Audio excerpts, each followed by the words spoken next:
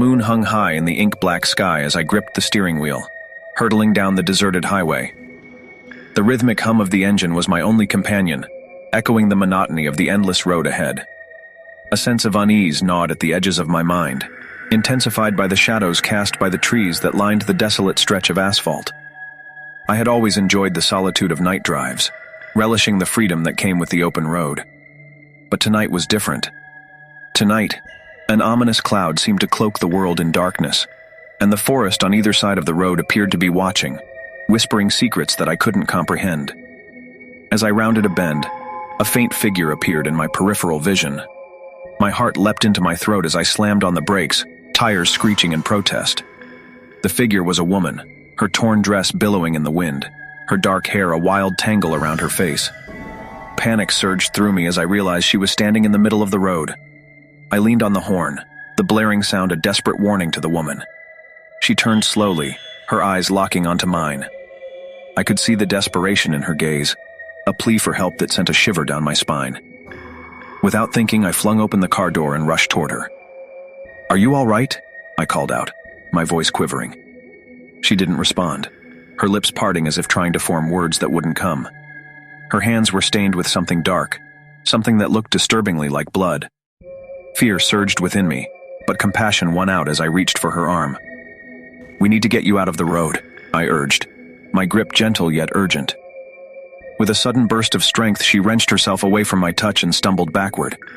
I watched in disbelief as she dissolved into the shadows, vanishing as if she were never there. The air grew heavy with an unsettling silence, broken only by the distant hoot of an owl.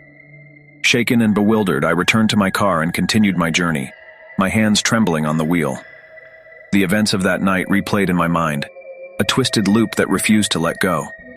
I couldn't shake the feeling that I had just brushed against something otherworldly, something beyond my understanding.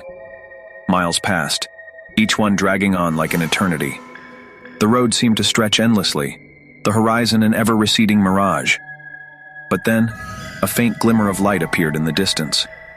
Relief washed over me as I realized it was a gas station, its fluorescent sign a beacon of hope in the darkness. I pulled into the station, the gravel crunching beneath my tires. The harsh fluorescent lights illuminated the small building, casting sharp shadows that danced in the corners of my vision. I stepped out of the car, the cool night air sending a shiver down my spine. Inside the station, the attendant glanced up from behind the counter, his eyes heavy with fatigue. I tried to steady my voice as I recounted the strange encounter on the road, the words feeling unreal as they left my lips. The attendant's expression grew somber, and he leaned in closer. "You're not the first to see her," he whispered, his voice barely above a murmur. "She's a restless spirit, forever searching for something she can never find." My blood ran cold as he spoke, the pieces of the puzzle falling into place. The woman on the road, the stains on her hands. It was a tale of tragedy and loss, a soul condemned to wander in the darkness. I left the gas station, my mind a whirlwind of emotions. The weight of the encounter pressed down on me, the realization that I had come face to face with something beyond the realm of the living. The road stretched ahead, its path uncertain and treacherous. As I drove into the night, the memories of that chilling encounter remained etched in my mind. The highway became a haunting ribbon of asphalt, winding through a world where the boundary between life and death had been irrevocably blurred. And though I was desperate to escape, I couldn't shake the feeling that the darkness was not yet done with me.